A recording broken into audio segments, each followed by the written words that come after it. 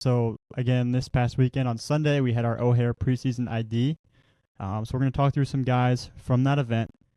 Basically, I think we're going to kind of each come with topics. So like one that we each have is like our best overall prospect, favorite overall prospect, however we're going to word it. But other things like for me, I'm going with like a favorite arm, upside sleeper, some other options we've got are like data darlings, infield standout, things like that. So we'll each come with like kind of a topic, kind of go around the horn, talk through some players. But we can start with best overall prospect. So feel free, you guys can jump in with who you got. I've been chomping at the bit to talk about mine ever since Sunday afternoon when I saw him. But for me, it's infielder Madden Williams, 2029 out of Glenbrook North. A cool nugget there is like that is the same school as Ethan Bass, arguably one of the top shortstop prospects in the nation for the draft coming into this year, and like really cool that like, hey, here in a year or two, I know Ethan graduates this year, who knows what Madden's future is, but like a guy who can maybe take over for Ethan Bass next year at shortstop. But with Madden, like just getting into some of the specifics, like athletic right-handed hitter. For me, the thing that was just kind of blowing me away was just his advanced field of hit for that age. Like wasn't selling out, was using the whole field in its line drives. Like he's not trying to kill everything and just sell out for metrics. A kid that just looked like he had some genuine feel to hit. He averaged 91 miles an hour off the bat, topped at 93, which for an incoming freshman at his stature to me is very impressive. Had a peak distance of 336 feet as well. But, defensively, like, and I want to say his defense was on your field, Hammett. Like, he showed well for you over there as well. So, and he was also 82 across. So, that type of stuff tends to get better with age. So, just a guy I'm really excited to see what the future holds for him. Who knows? Glenbrook North should be a pretty good program this year. So, like, not sure if he'll get a ton of time on varsity this year, but definitely a guy I've got circled for years to come there. I'm going to go with left-handed pitcher Tucker Sosky, a 2028 from Barrington. First thing that really stands out is just the frame. It's really long levers, wiry, 6'3", 170. You look at a guy like that at that age, on the mound, can they move well? Can they control the levers? He did that. I thought it was a really easy athletic movement pattern on the mound, up to 82, I believe, with the fastball. And then showed the ability to land the curveball for strikes in and around the zone. And I just like the upside. Like the frame is there. I think the velo will only continue to take up. There's not a ton of like strength or beef on the frame. Like he's got a lot of room to add that. So I'm just excited about Tucker's future and kind of a guy that I want to see throughout the spring and how he does this summer and moving forward. Do you guys have multiple for this? Because if you don't, then I'm just going to rip off all three of mine in a row. I do. I've got one more, so go ahead. Okay. Well, I'm going to go with Ryan Wilberding as my top just overall prospect. We have him number 14 in the state, 480 in the country. We've all been really high on him for a while, right? The hit tool's always been there. He's always throwing it really well from the crouch, but he's always been strong. But he's added noticeable strength. He's 6 foot 220-ish now and like still lean, like broad shoulders, like clear strength throughout. And it was really, prevalent in his round of BP. He was all over the barrel pull side. It was hard lifted contact, consistent, like repeated it well, simple. I really liked the swing, and he was up to 106 for the EV. And I thought the defense was really good too. He threw the crap out of it up to 84 miles an hour, and the pop time was down to 189. So just a really good all around showing for Ryan. And yeah, I'm excited for him this spring. Like he's taken over Quinn Shambo's role at Libertyville, reigning 4A state champs. I know he played a big role for them last year with the bat. And he's athletic too. He ran a 6.99. So like just profiling him forward, like he could play a corner outfield spot if he needed to. So that helps raise that prospect status a little bit. But yeah, if you want me to just keep rolling, I got two more. Well, on Wilberding, you kind of stole it there at the end. I just want to make, like, he's committed to Marshall, came to the future games, got some love after that. And then you hit it right at the end. Like, Quinn Shambo was our player of the year last year. Helped lead an awesome staff for Libertyville, who won state. And I do. I think Wilberding's a candidate for like huge breakout spring season. You know, if we're going to do like a first team all state watch list, like he'd be up there because first off, catchers are hard to find, especially like defensive catchers that we think could be a number one catcher at that college level, like a Quinn Shambo.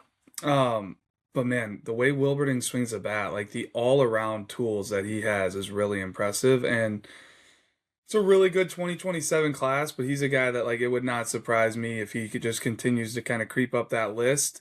The way that he's trending and the way that he swings the bat. So he was a guy that, you know, comes to O'Hare. He wasn't able to make it this upcoming, you know, 2 weeks down the road to the preseason all state. And like big shout out to Ryan to get in front of us, show off the improvements he's made. And Hammett, like I didn't really have a list of top prospects that I put down, but he would definitely be, you know, at the top for me.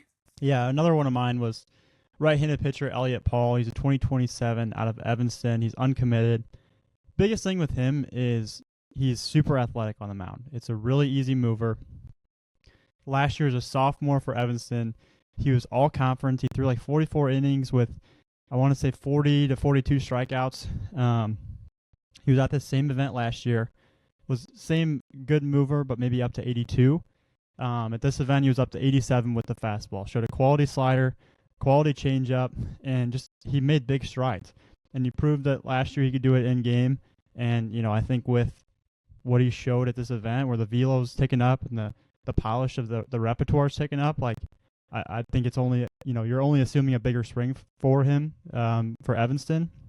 And then he's 146 pounds, like, and he's throwing 87 miles an hour. So continue to add strength to that frame. Like, it's easy to imagine velo's going to continue to tick up as he gets more strength. Yeah, that arm really, really worked. I watched the video. It was jumping out of the hand. I was a big fan. So I got two more catchers, and then I got an outfielder. So I kind of went by years. So I got a 27 catcher in Wilberding. I got a 2028 catcher from St. Viator, Hunter Lockefear, that I was a big fan of. He's another one. Like, he's been putting in some work in the weight room. You could tell he's trying to gain some weight. And he made some jumps. Like, the swing was really clean again. It's long been clean and fluid and loose. He was up to 97 for the EV, so he's adding strength. The pop time was down to 202. It was a really clean round of defense. Just an all-around fan of that kid. We know he's a performer in game. He can catch. We like him a lot. And then Chase Estrada, a new face at New Trier, 2029. He's one that we saw on the summer circuit. He's putting up some crazy EV numbers we saw on X, and then, showed well in front of our staff at the Rock and Enry and Tool. And then now, coming to an event, and it's he shows well in showcase setting too. He was up to 95 for the EV with a really clean swing, this intentful and loud, with some lift pull side, and the defense was solid as well, up to a 198 for the pop and up to 76 miles an hour from the shoot. So he's one to follow. I know they're really high on him with the Sparks and at New Trier. So just one to watch there as we go throughout the ranks. Drew, are you gonna hop in on him really quick? Well, just what you mentioned with, like, we had seen him at tournaments and stuff, and it's you can get a good feel, you can get a really good feel on a player at a tournament, watching them play in game. We go out to these high school games all spring long to, cross-check these guys, see how they compete, see how they handle at bats, but then to be able to get the full, well-rounded, full eval on him, getting the actual numbers to back everything up is crucial. And that's when we can really, really feel good about guys, when we can get the 60, when we can get some of the athletic testing, when we can see the blast numbers. Because it's one thing to say, oh, he shows me bat speed in game, but then you have the numbers to back it up. Or, oh, the ball really comes off his bat. Well, okay, what's the factual number that, correlates to that? So he's a perfect example of a guy that, we had seen perform in game, and then you get him in a showcase, and it's like, all right, like, he's a real guy to follow. And the fact that he's only at 2029, super exciting. And New Trier's got a bunch of guys to follow. They had a couple guys there at the event, whether it was Harry Reese is a big left physical, first base, left-handed pitcher that will be good for New Trier this year. But no, I just wanted to pop in there and mention that on Estrada. Yeah, I mean, he's a freshman, but he's got some grown man strength in there with, like we always talk about, right? There's more room to add throughout the coming years. So he'll be a real power bat to watch as he continues to just mature. But my outfielder that I liked Evan Steinbrummer from Hersey, 2028. He was posting some hitting videos on X, and it was getting thrown in our group chat like, hey, this kid's coming this weekend on Sunday. We should keep an eye out for him. And I was evaling hitters, and he steps in the box, and Drew's like, oh, I like the look of this kid. And it was like, oh, this is the kid that we were throwing around the video. So, like, we love seeing that. And he showed really well. He was up to 100 for the EV. An all-around good day, right? Up to 100 for the EV. Clean round of BP. Could go with it to the whole field. It's flat. It's strong. And then he was a 6'8 runner to go on top of that. And he was up to 87 from the outfield. So, toolsy, left-handed hitter, outfielder at Hersey. He'll be one to watch for sure. And you mentioned it, I got to watch his round of VP. He was one of those guys that I actually was able to kind of follow and see everything he did on that day. I saw his outfield defense, and I'm kind of doing some flow at the beginning of the event, making sure guys know where they need to go. And at the same time, I'm watching outfield, but I didn't have, the scout sheet in front of me. He was a handful of guys did this, but throughout the day where I'm asking, Josh Fields, who's on eval of outfield, hey, what's the name here? What do you got? Because the way he moved, it was a natural outfielder. He played with purpose. He was attacking the baseball. It was a clean arm. The arm came out really good. I think you said it was 87. Not a surprise there, but just really like the way he flowed to the ball. You can get a feel for just what's the right way to put it? Just I could see that playing really well in game. It was like an up-tempo, athletic mover that was playing with a purpose. Which sometimes can be hard to see in a showcase, but it really stood out to me with Evan. And then, watching him swing, I thought like he did a really good job staying up the middle of the field with some lift, and he's got strength to go with it. And you mentioned the 6'8 runner. I kind of envision that in a showcase setting, like that's a center fielder, right fielder. Like he's got the arm strength to play right, and man, he moves good enough to where like I'm not gonna put it past him that he couldn't be a really good center fielder either. So great, showing for him. I thought Hersey has a couple guys that we need to get out and see. They're gonna be a high school team that we need to have a big asterisk on to make sure we go see them. A trend on my mound was long levered left-handed arms, and that's a good trend right there. It is. Sorry. is Max Dabbs, a 2028 from Stevenson. 6'6", 210 pounds. Just again, long, wiry levers, and like Sasky, you wonder okay, is this guy going to be able to control those levers? And he did. He moved really easy, very minimal effort, up to 82 with some arm side action. Curveball showed 12-6 shape with some depth, and then he threw a splitter, and again that had some slight fade, kind of some depth to it, and killed the spin. But another left-handed arm, similar to Dabbs, there is Miles Minier, a 2027 from Friend. He's a little bit, he's 6'4", 206 pounds, a little stronger of a frame, a bigger build than these other two lefties that I'm talking about. But again, just a very easy, minimal effort delivery. Fastball was 83 to 85, up to 86 with arm side action. Uncommitted kid. Just to kind of keep an eye on. So I had some really interesting left-handed arms on my mound, and I have a few more that I'll get into here in a little bit, but I'll let you guys jump in with anything you may have. Well, Miles Minier, I saw him getting ready to throw on your mound. And he was a guy I saw last year pitching for Fremd. Fremd had a great high school season, and I think this is something we're always looking for is guys that are on that upward trend. And that is exactly what Miles is doing right now. I went back to pull up my comments from last year's game. I saw him in April. He was 6'4", 185. So he's added about 20 pounds, and he looks a lot thicker than he did. Still long levered, but with some real durable strength that he's adding. And he pitched in the upper 70s last year. So, pitched in game, showed me a lot of feel. In that game, I know went 6 innings here. He struck out 5, showed 3 pitches and was around the zone in that outing. And then to see that, okay, now he's getting into the low mid 80s, touching 86.2. Everybody's always looking for lefties. Everybody's always looking for that starter profile, multiple pitches around the zone. And then as that velo keeps, ticking up, he's going to be one to watch for sure. And I'm excited for his future. So really glad to see that velo jump there, Gav. Then I can take us into a top uncommitted prospect. I know some of you guys got a couple guys here as well, but For me, it was left-handed hitting infielder Angelo Vitale out of Ridgewood. He's a 2027. It was funny. Drew bounced over to my field at one point. We started off with lefties on my field, and for a while, like he was the performance that had been sticking with me. Like, Drew's like, "Hey, who have you liked so far?" And I'm like, "This Vitale kid out of Ridgewood." Like a school we don't typically hear a ton out of. And with Angelo, like 5'10", 175, I really like the frame. Left-handed hitter, like I said, but it was loose. It was easy. Was creating some jump off the barrel, too. Like, he topped out at 97 miles an hour off the bat. And he was working line drives, working to the middle of the field, which I really like to see. Wasn't very pool happy or anything like that. And then on the infield, like, very athletic, and showed a reliable glove, too. So, definitely a guy for schools that I think could stick up the middle at the next level. And just kind of excited to see what he does this spring, because that's a name I'm definitely going to be checking in on. I also had an uncommitted prospect. I'm going to go with Jack McDaniel from Hinsdale South of 2027. One that we've seen, in the past. We've liked him. We like the left-handed swing. Added some strength, again, a common theme. Really like it. Big fan of the operation, the way it works. It's polished. It's easy. It's balanced. It's on the barrel. He was upper 90s for the EV.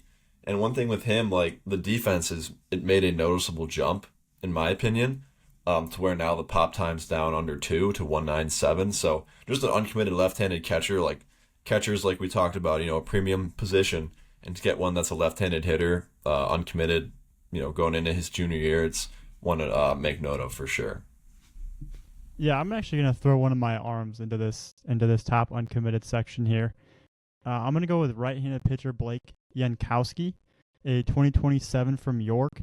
The reason I'm throwing him in here is I think the other guys that I mentioned are kind of like, to me, they look like they're guys that have some polish still to come, whereas I felt like Blake's overall pen was just very polished.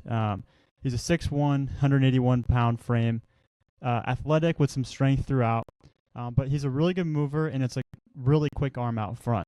The fastball was 84 to 85, touched 86, and then he showed a really quality slider and curveball. The slider averaged 25.72 RPM, curveball averaged 24.72. Threw both for strikes. They both showed different shapes, which was impressive too. Sometimes guys say they throw a slider and curveball, but they look the same. But there was definitely a differing shape on both of those pitches. And then both of them had an average of negative IVB and horizontal movement, which again, I don't think you see that a ton when you look at the metrics on the TrackMan. So just showing that it has some pretty good shape there for both those off-speed pitches. And I thought it was, again, just a pretty polished repertoire for uncommitted 2027 there. So Blake Yankowski out of York. We want to jump to like upside sleeper. I think all of us kind of have a guy there. And I can start. For me, it's infielder Michael Wendt, another 2029 who really impressed me on the day. He goes to York High School, 6'2", 166, kind of like a wiry frame. Don't even think he's anywhere close to what he'll be physically here in a few years. Right-handed hitter. I just really like the swing. And he scored out really well blast-wise. Like, he had the 8th best average bat speed for the entire event. As a freshman, that's really impressive. He averaged 73.5 miles an hour. 15th best max bat speed at 75 miles an hour. And he also ran a 7.1 260. So just an athletic right-handed hitter I think we're going to have to keep an eye on over there at York.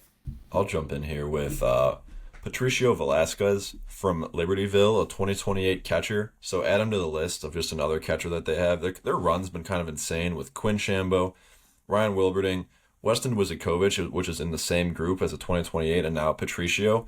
I wonder if they could probably start a business of like renting out catchers for a spring if they needed to. But really upside kid. Like the frame. There's plenty more to come there. It's loose, it's wiry, and the swing pairs with that. It's loose and easy. Up to 90 for the EV, and you can expect that number to climb significantly as he continues to grow into his body and mature. But what stood out really with him was the defense. He was up to 79 from the crouch, which is very advanced for that age, and down to 194 with the pop time, and it was clean and not rushed and not cheating. So Just a big fan of him, underclassman. He was kind of a mix of like an upside and a sleeper for me, because I think those numbers are only going to get better as he continues to mature.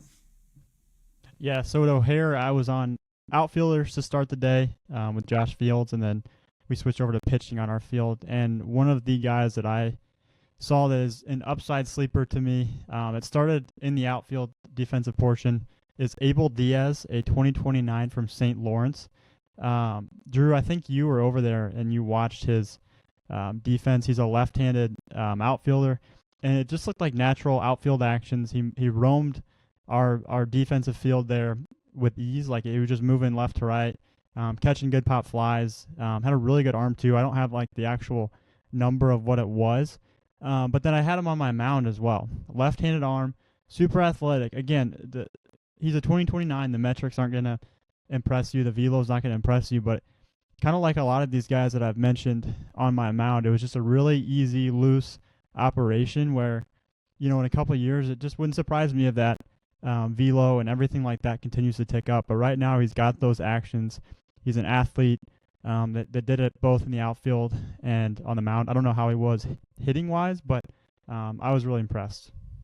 No, I think you hit the nail on the head there. Like he's the right kind of mover. It's fluid and loose and easy, and I love the outfield defense. He was another one that, like Evan Steinbruner, wanted to make sure I knew his name, where he went to school, got to see him hit as well, and it's a barrel control, loose left-handed swing that right now it just lacks a little impact. A lot of these guys, like, I think that's the thing I've been seeing so far this winter are like, man, exit velocities they're through the roof across the board. These guys now are training for exit velocity. They're hitting the balls a lot harder than they were in years past. And it certainly stands out. He's not one of those guys that's going to be a triple-digit guy. I think he's going to be a good baseball player. And even like you look at his foot speed, like that's going to need to just continue to kind of tick up as he gets older. For him to, turn into the prospect that I think he could be, because I think all facets of his game, Gavin, are just going to get better as he gets stronger and more mature. Do you guys want to move on to Data Darling? I can start. Brady Corin from Lyons Township, 2027. He could easily be in the mix for a top uncommitted prospect for me. Just a junior, uncommitted to know. But I really like the swing. It's like what Shooter Hunt always says. It's got that tight turn in a small area, so it's clean, it's compact. And I thought it was twitchy, and he was lifting the ball with authority to the pull side up to 95 for the EV. So good EV, and then 6.74 runner, one of the better on the day. And then profiles in the outfield, and he was up to 85 from the crow hop. So just kind of all around, all the tools, the arm strength, the speed, the juice, just well-rounded prospect to know. No, and just to touch on Brady, like that's a guy we've been seeing for a few years now, and a guy that I feel like just continues to get better. So glad to see that, continue to be the case for you on Sunday. Data Darling for me, and I promise this is the last time I'm going to go to the 2029 well, but I think that kind of speaks to the level of talent that's starting to really come through this state. For me, it's corner infielder Ryan Smith out of Bartlett.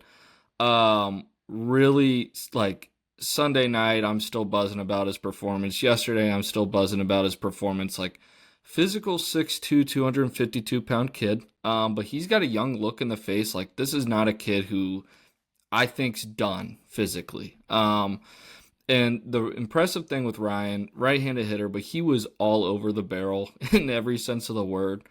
He had a 100% hard hit percentage, which for those that don't know at home, like the hard hit percentage is the percentage of baseballs you hit over 95 miles an hour. So he basically did not miss a single ball during batting practice. He also led the event in average EV at 96.3 miles an hour. He had the 7th best max EV at 100.5 miles an hour. He also reached a max distance of 363 feet. And with Ryan, like the most impressive thing to me, like rewatching his video, because I want to make sure, like, was this like all or nothing? Because we see so many hitters that day. But rewatching the video, like, it's so impressive that he wasn't straight up selling out for his power. It's pretty easy, pretty simple. So just a guy that, like, man, I'm excited to see what he looks like in a couple years, because, like, not to put too high of expectations on the kid, but, like, I could see this guy turning into, like, a monster out over there at Bartlett. So just a guy I'm super excited about. I took a look at his video as well, Tyler, and he's one that I could envision being a lockdown left tackle over there at Bartlett. Just really wide and strong, and looks like he can maybe move a little bit. And I like the swing. It looked like he was, hammering some balls with ease. For my data darling, I'm gonna go Caleb Prendergast from Evanston. One of a couple Evanston guys that was there, and I love seeing kind of a consistent theme with like a few schools that have guys that show up and then they also, show out. But he was all over the stat sheet. You roll out our stat story, you'll see his name like pretty much everywhere. He's a 2028 as well. So going into his sophomore season here, he ran a 6.7 460. He was 88 across the infield, 92 from the outfield. Led the event in outfield velo, was second at the event on infield velo. He also registered a 96 mile an hour exit velocity. Peak during BP. He's 6 foot, 164. He gives me all kinds of twitchy athlete type vibes. And really excited to see what he can do for Evanston this year. But that's a guy, when you when you check off that many boxes from a tool standpoint, like he's somebody we got to pay close attention to. All right, so I'm gonna get back here to my favorite arms. I got 3 left here. I got a pair of Glenbrook South uncommitted 2027s.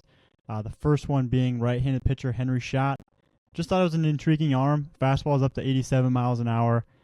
Still has some polish to go with that off speed. But then left-handed pitcher Connor Fallon. Also, again, in 2027, it's more of a stronger body. Left-handed arm, really long and clean arm path. That was pretty easy. The fastball is up to 84. And then he's just an uncommitted arm to follow, I'd say, this spring and the rest of the year. And then right-handed pitcher Connor Sape, I believe is how you say the last name, or Sipe, out of Crystal Lake Central. He's a 2028. Just another really simple mover on the mound that showed a quality fastball up to 83. So those are some other arms that were on my mound that showed well and are guys that I'm going to keep following here throughout the rest of their high school career. We'll talk about a segue of, high schools that we see some of their guys come to an event and show well or intrigue. And you mentioned 2 arms from Glenbrook South, and there was a third as well. A 2027 Sam Selhorst. He's 6'5", 203 pounds. The velo has just steadily been creeping up over the years, and he was up to 87. So Glenbrook South with just a trio of 27s to follow there, and we'll see if they can impact the varsity squad this spring. I can take us into what's my final topic. I don't know if you guys have any more you want to talk on, but top infielder I saw at the event, or just infield standout, who showed the best defensively, in my opinion. It's Gavin Weston out of Hampshire, a 2028. Gavin's a guy who we've seen in prior years, and a kid who, referenced earlier, another guy who just continues to get better. I just felt like he was very confident on the infield. A ton of confidence in himself. Turning the double play, it looked very smooth, like he's done it a million times. And just showing feel for the position. Some soft hands, and a really quick release. Like, his infield velo isn't gonna blow you away by any means, but if you were there watching, he's just trying to be quick and accurate with the ball, just getting rid of the ball quick, like a true middle infielder. So just really impressed by Gavin on Sunday. I got an infielder that I've just kind of had my eyes on for the last couple of years. Zane Schneider over at Lamont, a 2027. I think what's always stood out to me is, the projectable frame. It's 6'3", 195 pounds, and just watching the swing, it works really loose and easy. The bat stays through the zone. It looks like, he's a gap-to-gap guy, not trying to yank, balanced finish. He ran a 7.1060. He was 83 across the infield, 97 mile per hour peak exit velocity. He averaged 88 off the bat, and those numbers should only increase as he gets more physical. He's got a ton of room to grow as far as physicality is concerned. And he's one that I'm kind of eyeing for Lamont this spring, maybe a breakout type candidate. And thought he had a good showing over there at O'Hare as well.